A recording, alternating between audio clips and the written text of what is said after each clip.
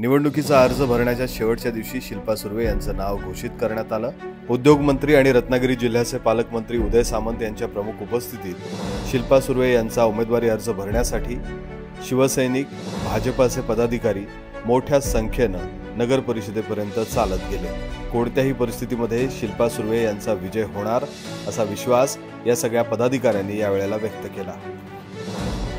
स्मितल पावसकर यांचा हात धरून शिल्पा सुर्वे या नगर परिषदेपर्यंत पोहोचले। एक वेगळंच एकजुटीचं वातावरण या ठिकाणी दिसलं। या निवडणुकीमध्ये कोणते मुद्दे राहणार आहेत, कोणकोणत्या गोष्टींकडे त्या लक्ष देणार आहेत, याबद्दल शिल्पा सुर्वे यांनी माय कोकणशी बोलताना सांगितलं। साहजिकच खूप आनंद झालेला आहे, कारण आज महायुतीकडून रत्नागिरी नगर परिषदेचे नगराध्यक्ष म्हणून नगराध्यक्ष उमेदवार म्हणून माझं नामांकन करण्यात आलं आणि या गोष्टीचा खरोखरच आनंद झालेला आहे। कारण रत्नागिरीची सेवा करणं आणि रत्नागिरीची नगराध्यक्ष म्हणून रत्नागिरीकरांच्या स्वप्नात असलेली जी रत्ननगरी आहे, ती ज्या नागरिकांच्या नागरी सुविधा आहेत, त्याचबरोबर जे नागरिकांना हवं आहे ते करून देण्याचा, कारण आपण त्यांच्यावर लादण्यापेक्षा नागरिकांच्या ज्या अपेक्षा आहेत त्या पूर्ण करण्याचा माझं मानस आहे।